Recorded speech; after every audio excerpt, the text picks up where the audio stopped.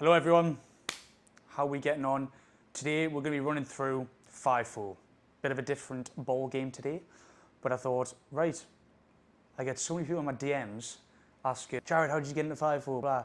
But realistically, we're going to run through what is FIFO, is it worth it, step by step, how to get into it, especially if you're coming from outside the UK, so not outside the UK, especially if you're coming from outside of Australia. So firstly, I'll just give you a bit of a rundown of who I am. My name's Jared, 24 years old. I was working in FIFO for about 18 months. When I was living in Australia, I lived there for 6 years. And I was initially, when I joined FIFO, I was a boiler maker. Then I went into carpentry after that. But what I'm going to do is run through step by step on how I got that FIFO job and how you can do the same thing. So firstly, I get a ton of guys messaging me saying, look, Jared, I need a FIFO job, but I'm in the UK. Boys, what the fuck? We're not going to get a job in FIFO if you're in the UK. First step is get your 417 visa. Second step, get your flight. Third step, don't get a return flight. Just fly there, right? Get there, settle down in Western Australia, Perth. Why do I say Perth? A lot of people take the piss out of Perth, but 80% of the mining jobs are in Western Australia. So you'll be flying from Perth to the mine site. Now, second step, when you get to Perth, the mandatory tickets that you need to land a FIFO job is firstly confined space, secondly working at heights, and lastly, well, you should probably do this first, but you work in white card. Now, before you even come to Australia, you can get your work in white card online. You've got to do this questionnaire thing, and then you've got to video yourself putting a hard hat on. It's nothing. It just basically gives you permission to work on site. But you definitely need your confined space and working at heights.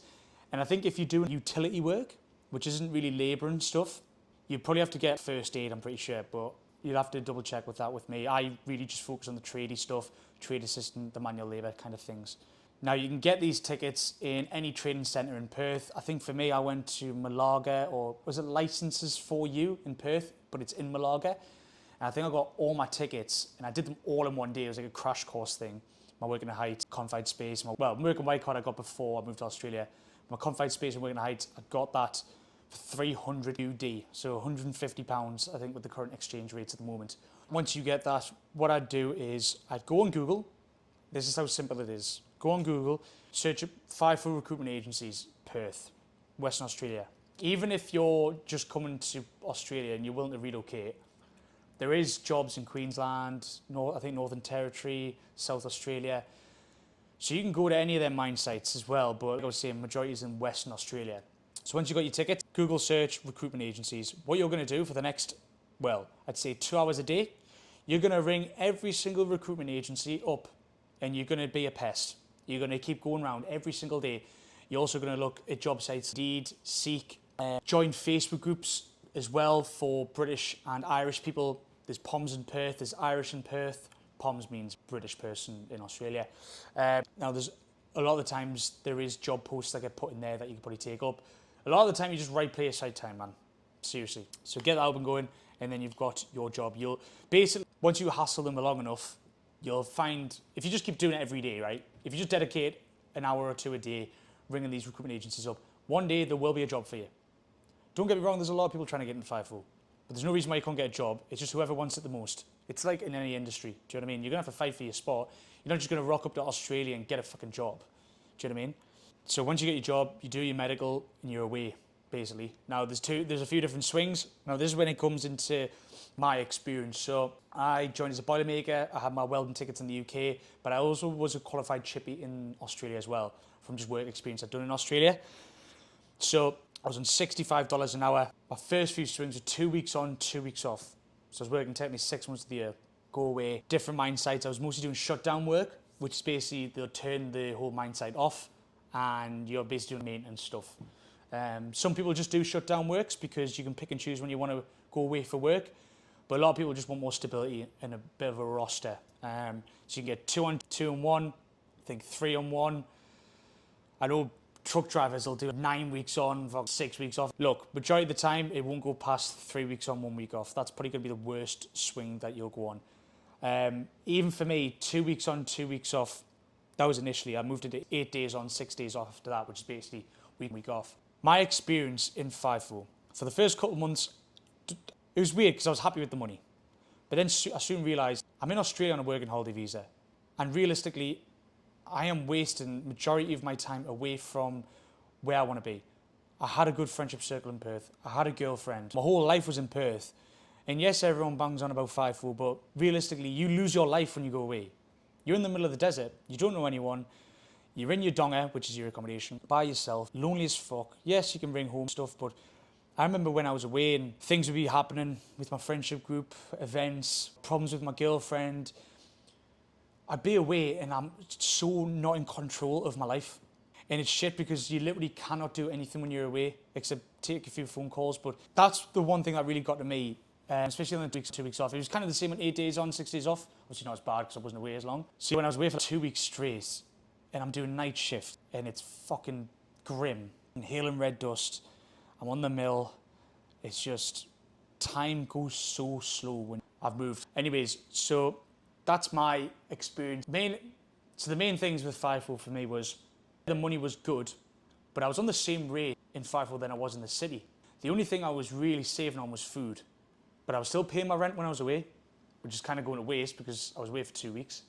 I was away from friends, away from family, and I was constantly just wishing for time to pass when I was there. The second I landed off that plane, I wanted to leave. That's not a life. Now, don't get me wrong, fly out day, the day you go back to Perth, unbelievable. Everyone's in a buzzing mood. But when you see your handover, your shift coming on after 2 weeks, and you see how gutted they are, that's going to be you again in 2 weeks. Essentially, I was just really not enjoying my life 50% of the time. Like, really not enjoying my life 50% of the time because I felt so isolated and every day was the same. And you're left with your own thoughts when you're in FIFO and you're so out of control with anything that happens at home, and it really fucked my head. And then you realise the money is no longer worth it, in my eyes anyways, especially when I can get the same at home. So eventually, don't get me wrong, the guys I was working with, they were really, really sound. There was a few older guys that I seen how long they'd been in FIFO, what their life looked like, what they would say about their wives, their ex-wives, relationships with the kids, and the amount of child support they were paying and being through 3 divorces, all that, right? And then I got to a point where I was like, right, a year in now, all right? Do I have much saved? No, not really. Have I reached the goals that everyone said I would reach if I joined FIFO? No. So I almost felt a bit lied to. Now, I've got to take some responsibility. I'm a bit shit with money, all right? I'd rather just make more money. But in FIFO, you can't, because the only way you can move up as a tradie is being a supervisor, realistically, or getting a salary with bonuses, but it's not going to go up much. Like I said, it's the same as in the city. So eventually, when I was in FIFO, I was like, I need a different path here. I need a different way to go about things. And obviously, earning okay money, putting some money to the side, whatever. And then I'd go to Bali on my weeks off. And I'd see a ton of people from the UK, Ireland, America, Canada, working from their laptops, cruising about all day at the gym, getting up, having a smoothie, having a breakfast, traveling around Southeast Asia and just making more money than I was in FIFO, but on their laptops. I'd go up to them in the gyms and be like, what's going on? Because every time I'd go there with my mates, we would just have a massive piss up, to be fair. But I also thought, why can't I have that life as my reality? These people are no smarter than me.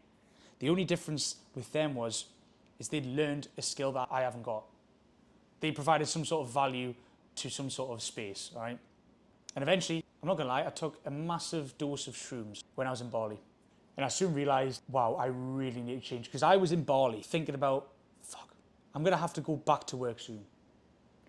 I couldn't even enjoy my holiday because I did not enjoy work whatsoever. It would actually get, so you have your 2 weeks off. So when I came back from this one trip after a massive dose of shrooms, not gonna lie, I had this thought of, I was saying something really needs to change, and my friends had a similar experience as well. So we came back, went away on my swing again, and my sole mission to be right, fuck, I'm gonna do as much research as possible and understand this online game and what skills it takes for me to, all I wanted was just an income online. All I wanted was just to be able to work on my own terms wherever I want. Now, don't get me wrong, I've got location freedom, but if you're gonna work online, it's not like you're gonna be working like 2 or 3 hours a day and that's it. But at least you're working for your own dreams and not someone else's, as I was in FIFO. So eventually I went down the sales and marketing path.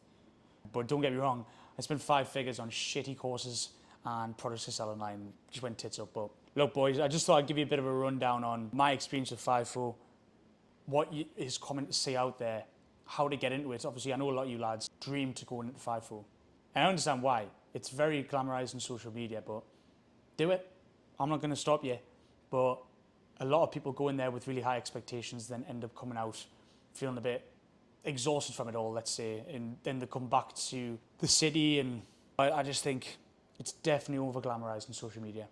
And if you're someone like me who just wants to work from wherever I want, I'm in Dubai right now, I've been traveling around Southeast Asia, and I'm not having to fucking break my body for it now. I'm just taking sales calls, posting content. You don't need to post content, by the way. You can just learn a skill like copywriting, sales, marketing, absolutely anything online. Get a remote job.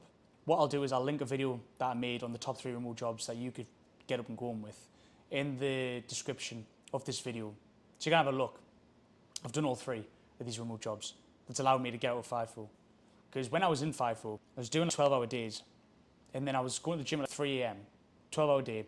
Then after, I just learned sales, learn content, and just become a better person, essentially, instead of just getting on the piss, which a lot of guys do on site. Even though there's a drinking tab limit, a lot of people will use my tokens, or, you know what I mean? And people just drink their lives away on site, man. And look, I don't want to dive into it too much, but there's definitely an issue as well with suicides on site. I did experience a couple times, I can't really say obviously names or nothing like that, or companies I worked for, but there was a couple of times where it did happen, or everyone knows someone that has killed themselves on site, essentially. There was one, bless him, when I was actually on site, it happened. And obviously I wasn't involved, didn't see it, nothing like that, but a couple of guys did. And then one of my old sites, one of the managers off his swing, obviously never came back to work. Just, it's so sad to see, and a lot of people will just, with mental health on construction sites, on FIFO sites, it can deteriorate pretty bad. Being away from your family your whole life, it's not a human thing to do. You're supposed to be at home. So just thought I'd give you an experience on, well, my experience on everything and the process that I've took with everything and how you can get started with it, but you can also get started with actually living the life that you want as well. So for me, ultimately, is it worth it? It all depends on the person. But you've got to look at the pros and cons. If I was you, I'd just learn a high income skill instead, because you can go to FIFO, but you won't save as much as you think. I know a lot of people on TikTok who post in the fucking bank accounts and shit, but it's probably fucking fake, all right? Because anyways, that's it for today. Hope you see a lot of value with it, and I've covered everything that I want to do anyways. So love yous all. Catch yous in a bit.